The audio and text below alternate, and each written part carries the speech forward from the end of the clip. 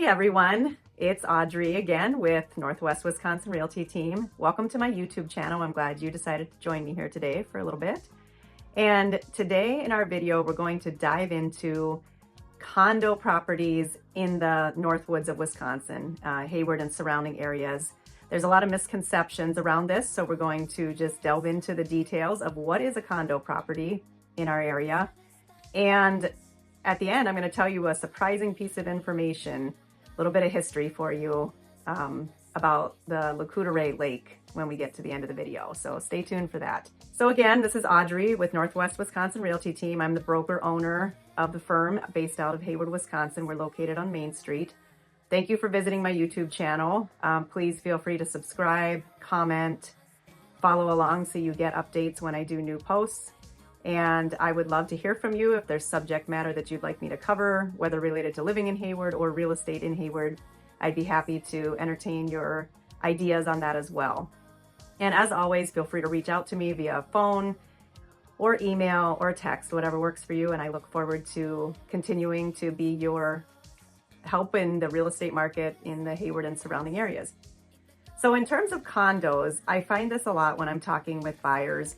They have a misconception about what a condo property is in our area. So a lot of people think of a condo as a building that has multiple units within it. So you've got a big building, kind of almost like an apartment building, and then there's numerous units within that, and each person has their unit and they share a wall with the next unit. Kind of picture like on the beach in Florida where you see those high-rise condos, or a picture in a city, you've got condos that are that type. Our condos in this area are not like that at all.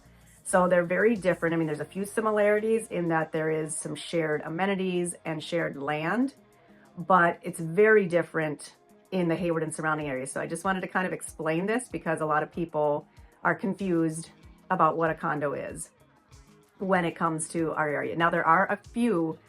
There's one on Lake Hayward that is kind of what I just described, and maybe one or two others around the area. Up in Cable, there's a couple that are similar to what I described, but all of the rest of them are going to be typically an old resort that had cabins and was run by an owner, and they usually had a bar there and they rented out the cabins.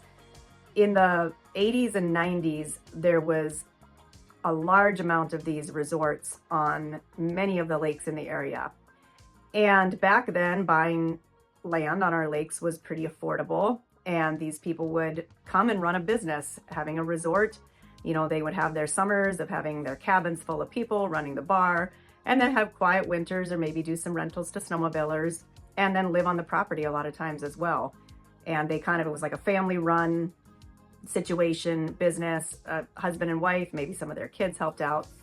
And so when we got into, I would say maybe the late 90s, early 2000s, it became more advantageous for these resort owners to actually sell off of their cabins individually than to try to sell it as a resort.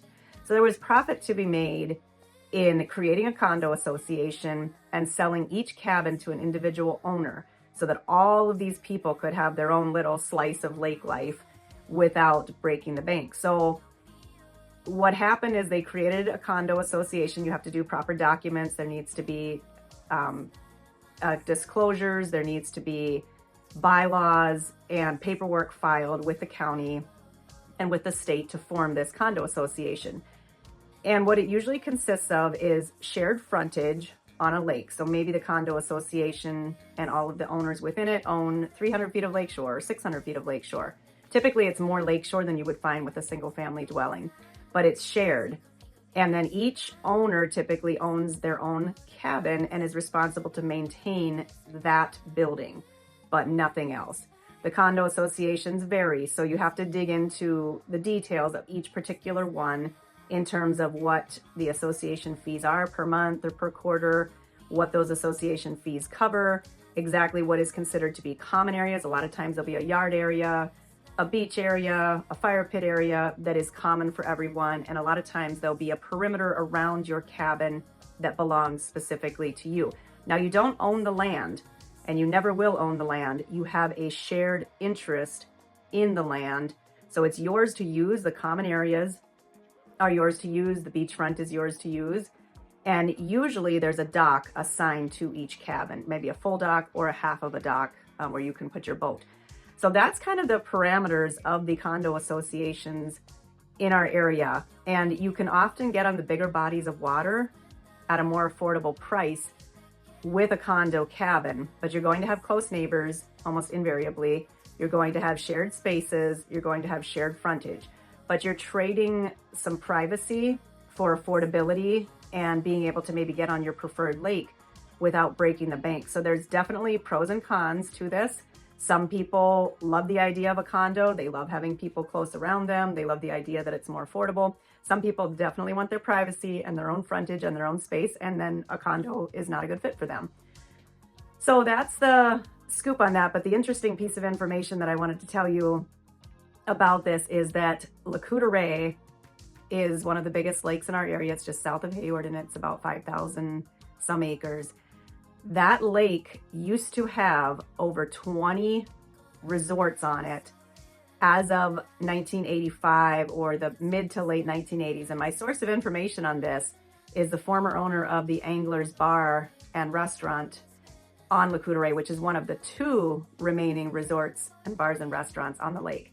And so Bruce and Sarah used to own Anglers Haven Resort, and Bruce shared with me that information, and I was shocked because I was not familiar with the area back in the mid 80s.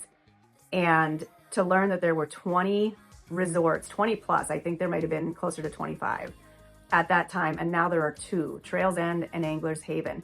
So all of those resorts either were shut down or most of them were turned into these condo associations, and now a lot more people get to enjoy their own cabin on one of the premier lakes in the area. So I hope this was helpful and informative to you, and stay tuned for more content. There'll be videos coming out on a regular basis. So like I said, please subscribe, like, contact me anytime. I am here to help. Thank you.